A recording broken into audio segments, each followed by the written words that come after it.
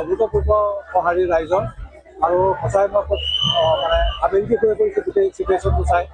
মই ভবা নাছিলোঁ ৰাইজে এনেকৈ সঁহাৰি দিব আৰু এতিয়া মোৰ সঁচাই উপলব্ধি হৈছে মৰিগাঁও ৰাইজে সঁচাই এটা পৰিৱৰ্তন বিচাৰিছে, এটা ভাল পৰিৱৰ্তন বিচাৰিছে আৰু গতিকে সেই দিশতে আগবাঢ়িছোঁ। সকলোলৈকে আজি মই যিসকলে এই মানে আজি এই যাত্ৰাত আমাৰ অংশগ্ৰহণ কৰিলে সমূহ মৰিগাঁওবাসী ৰাইজলৈ মই মোৰ শ্ৰদ্ধা কৃতজ্ঞতা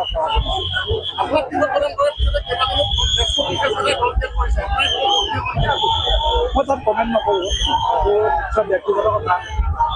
গতিকে বৃহত্তৰ স্বাৰ্থত চাব লাগিব যে আমি কি কৰিবলৈ গৈ আছোঁ। আমি এটা শক্তি ইয়াৰ পৰা উত্থান কৰিব লাগিব।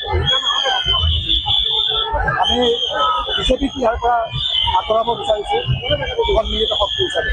তাত কোনোবাই চেক্ৰিফাইচ কৰিবই লাগিব আৰু এটা কথা তেখেতসকলে বুজি পোৱাটো ভাল। মই ভাবোঁ যিসকলে হয়তো এই প্ৰতিনিধি হৈ মানে জিকি যাব, তাতকৈও যিসকলে চেক্ৰিফাইচ কৰিব, যদি কাইলৈ তাতে যেতিয়া কংগ্ৰেছৰ চৰকাৰ হ'ব তেতিয়া কিন্তু এই চেক্ৰিফাইচ কৰা কেইজনৰ মই ভাবোঁ যোগদান অধিক মানে পাৰ্টিটো শিকাই দিব।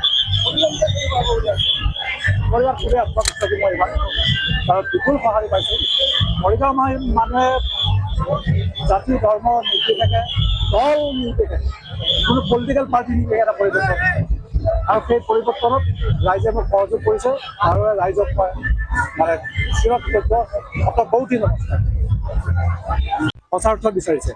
এইটো কোনো ৰাজনৈতিক দলৰ বুলি নহয়, কোনো মানে কোনো ধৰ্ম জাতি বুলি নহয়, সকলোৱে এটা সঁচা পৰিৱৰ্তন বিচাৰিছে। মৰিগাঁও এটা সুস্থ বাতাবৰণ অহাৰ কাৰণে চিন্তা কৰিছে আৰু তাত ৰাইজে মোক সহায় কৰিছে। তাৰ কাৰণে মৰিগাঁও ৰাইজৰ ওচৰত মই চিৰকৃতজ্ঞ। সেইটো ৰাইজে বিচাৰ কৰিব, মই আজি নকওঁ। মই কোনো অহংকাৰ কৰিব বিচৰা নাই।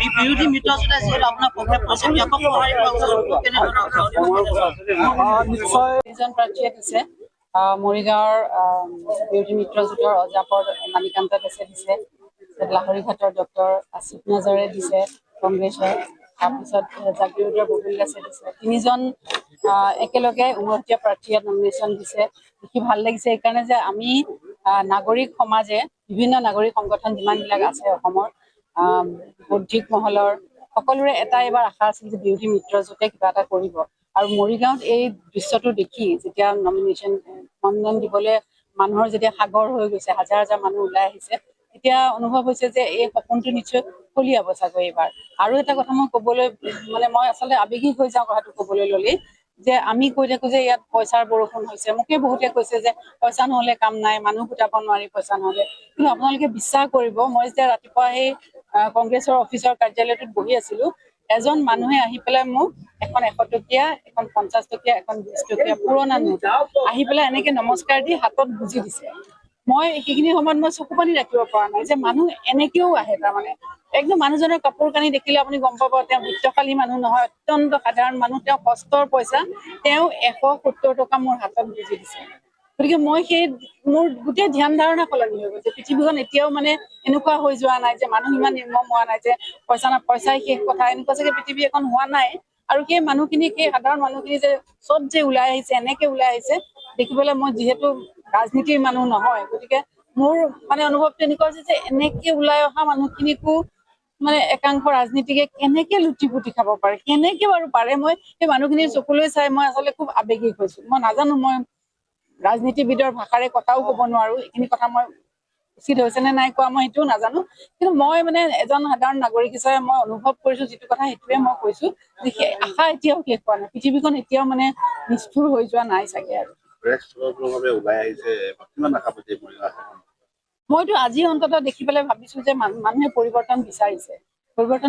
মানুহখিনি মই দিলোৱে আপোনাক উদাহৰণ, যে সাধাৰণ মানুহখিনিয়ে নিজৰ গাঁঠিৰ ধন ভাঙি হলেও পৰিৱৰ্তন বিচাৰিবলৈ মানে ইচ্ছা কৰিছে। কাৰণ কি মানে মানুহৰ কিছুমান ক্ষেত্ৰত সহ্যৰ সীমা পাৰ হৈ গৈছে। সৰ্বসাধাৰণ মানুহৰ যে আমি গণতন্ত্ৰত আছো নে আমি ৰাজতন্ত্ৰত আছো, এইটো এটা প্ৰশ্নবোধক চিন হৈছে বৰ্তমান। গতিকে সেই একাংশ মানুহ কেঁকুৰা লাগি থাকিবলগীয়া হৈছে। মানুহৰ মাজত ভয় সোমাইছে, এইটো এটা খুব ডাঙৰ কথা। যে ভয় ভীত দেখুৱাই পেলাই যদি মানুহক শাসন কৰিবলৈ যোৱা যায়, তেতিয়াহ'লে এটা সময়ত নিশ্চয় এইটো বিস্ফোৰণ ঘটিব। আৰু আজিৰ এই মানুহৰ সাগৰখন দেখি মোৰ সেই বিস্ফোৰণৰ কথা এটা, সেই মানে ভাৱটোৱে মোৰ মনলৈ আহিছে।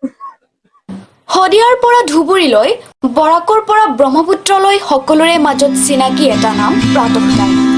থলুৱা ভাষা, কৃষ্টি আৰু সত্য বাতৰিৰ আধাৰত প্ৰতিষ্ঠিত খবৰ প্ৰাতঃ টাইমৰ প্ৰতিটো বা বাতৰি পুংখানুপুংখভাৱে চাবলৈ Facebook, YouTube, website, Twitter, Instagram আৰু ব্লগাৰ পেজত লাইক আৰু ফ'ল' কৰক।